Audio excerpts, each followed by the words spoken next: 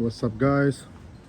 I'm finally getting ready to start on my coyote swap soon, but before I do that, I do need to address one issue. These are the Fox length axles out of a Ranger, and this is my coyote swap that I'm gonna be dropping in this car. I have purchased a car last year from Copart IIA insurance auction.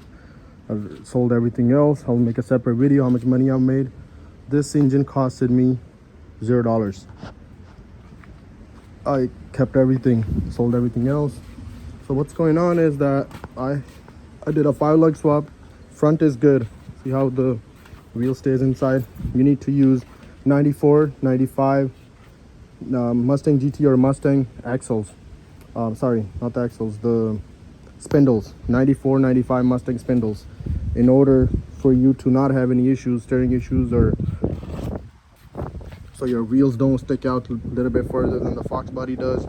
In the rear, I've used a 98 axle housing. So axle housings are the same from 79 to 98.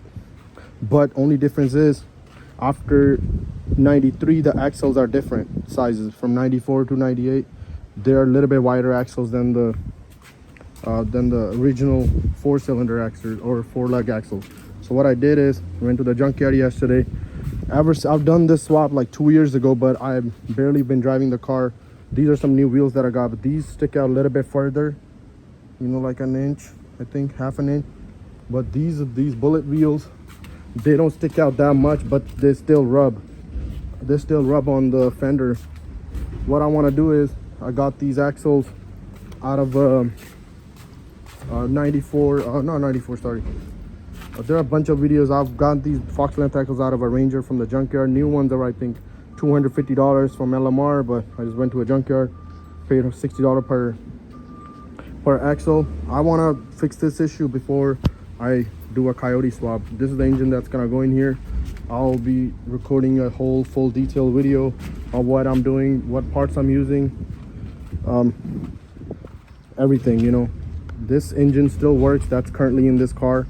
I will be selling that to my friend, but so I have ordered the dual caliper brackets from Duncan Performance. It's out in Vallejo, California. I live in Fremont, California. So I want to do that in order for me to, before I start the swap, I'm gonna have a dual caliper setup, hydro e-brake in there. I want to get this car be a drift car / street car. It's registered, tagged. I'm doing this in my backyard. I just poured this concrete like 2-3 weeks ago, especially to do this swap, because it was all dirt over here. And I'm gonna get a canopy so I can do other things, maybe painting and stuff. Yeah, and that's my avocado tree in the back. I just wanted to get started, but you do need to use the right axles in the rear if you don't want to have any issues. So once I do it, as I will show you guys as I progress. But yeah, I just wanted to get started, so it will be probably the same video another day, but once you guys see it, everything be in the same video. Yep, get back to you guys soon. I'm gonna jack this car up and then start taking out the wheels and then axles. Just got these Duncan Performance dual caliper setup brackets to run hydro e-brake for drifting, and it came with these two. This pretty good material, and then hardware. I'm also installing the longer studs on the Foxbody length axles. Still gotta pull these axles out, the existing ones. Everything is unbolted, just gotta pull them out. Once I put these on, then I will record how these go. Well, yeah. So this is how the Duncan Performance dual caliper Foxbody goes. I think these fit from 79 to 04. The only difference is the flanges, or he'll send you the shape is different. I mean, shape is probably the same or maybe a little bit different depending on what your housing you have. But yeah, this is how it fits on a Foxbody. See all the holes lined up, 1, 2, 3, 4. So I had called him to find out how these go.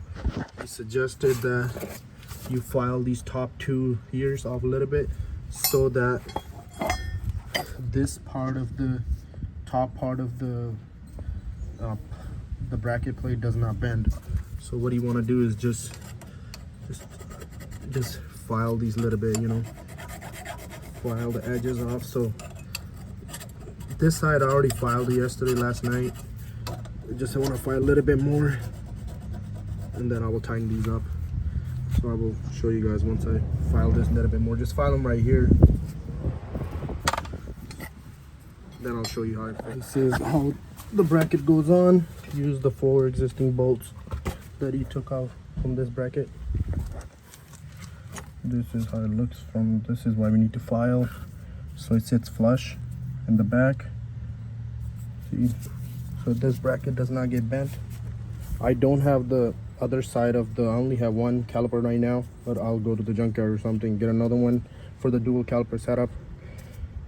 I could have just cut this bracket if I didn't need to do dual caliper setup. I could have just cut this bracket, used it on opposite side, and then it would just end up right here from the back, and then just put the stock Fox length axles on there for 5 lug to fix my issue. But the only reason I needed to do this, I was like, you know, might as well just do the job once in case I will do dual caliper setup, even though I may not use it. I don't know which route I'm taking this car, but I want to build it as a track versus street car. This is the final product, guys. The rim is finally behind the fender. These are the 18 by 10s or 18 by 9s. I think the offset is negative 65 or plus 65.